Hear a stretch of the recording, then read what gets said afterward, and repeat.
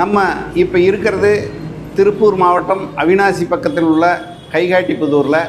என்ன விஷயம்னு பார்க்குறீங்களா? வேற ஒன்றும் இல்லை. சமீபத்தில் கதறல் ஆடியோ வெளியிட்டு தற்கொலை செய்து கொண்ட நம்ம ரிதன்யாவை பற்றினது.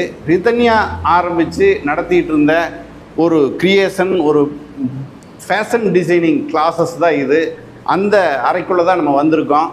எல்லாரும் என்ன சொல்லிட்டு இருக்காங்கன்னா, ரிதன்யா வந்து ஒரு அப்பாவி பொண்ணு, அந்த பொண்ணுக்கு வந்து பெருசாக ஒன்றும் தெரியாது, அவங்க வந்து ஒரு கட்டுப்பெட்டியாக வளர்த்திட்டாங்க, அவங்களுக்கு வந்து நவீனம் அப்படிங்கிற ஒரு விஷயங்களில் வந்து அவ்வளோ பெரிய ஈடுபாடு கிடையாது, ஒரு கிராமத்து பொண்ணு அப்படிங்கிற மாதிரி தான் நினைக்கிறாங்க. அதெல்லாம் கிடையாது. ஒரு ஃபேஷன் டிசைனிங் பண்ணி பெண்களுக்கு இப்படி ஒரு பயிற்சி கொடுத்து இது ஒரு தனி ஒரு இதாகவே நடத்திட்டு இருந்திருக்காங்க.